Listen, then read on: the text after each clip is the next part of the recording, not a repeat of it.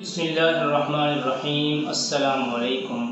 آپ دیکھ رہے ہیں آن لائن تعبیر الرؤیا اور میں ہوں آپ کے ساتھ حافظ محمد آصف۔ آج ہم بات کریں گے حضرت یوسف علیہ السلام کے بارے میں کہ حضرت یوسف علیہ السلام کو خواب کے اندر دیکھنا کیسا ہے اور اس کی تعبیر کیا ہوگی۔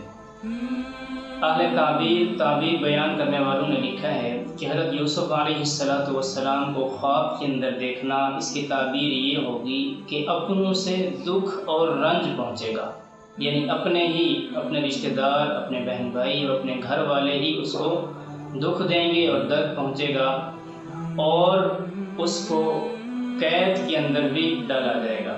لیکن انجام کار اس کا یہ ہوگا کہ اللہ رب العزت اس کو دنیا کے اندر مقام، مرتبہ اور عہدہ بھی دیں گے اور عزت سے بھی نوازیں گے، اور جو لوگ دکھ تکلیف دینے والے ہیں وہی لوگ بعد کے اندر اس کے احسان مند ہوں گے، ان کے اوپر احسان کرے گا اور اللہ رب العزت اس کو دنیا اور آخرت میں عزت سے نوازیں گے۔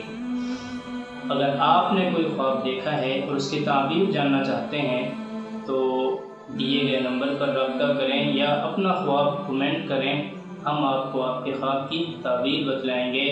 اور آخر میں آپ سے یہی گزارش ہے کہ ہمارے چینل کو سبسکرائب کریں، لائک کریں اور شیئر کریں، اور اگر کوئی خواب دیکھا ہے اس کی تعبیر جاننا چاہتے ہیں تو خواب کمنٹ کریں، ہم آپ کو آپ کے خواب کی تعبیر بتائیں گے۔ اگلی ویڈیو کے ساتھ پھر ملیں گے۔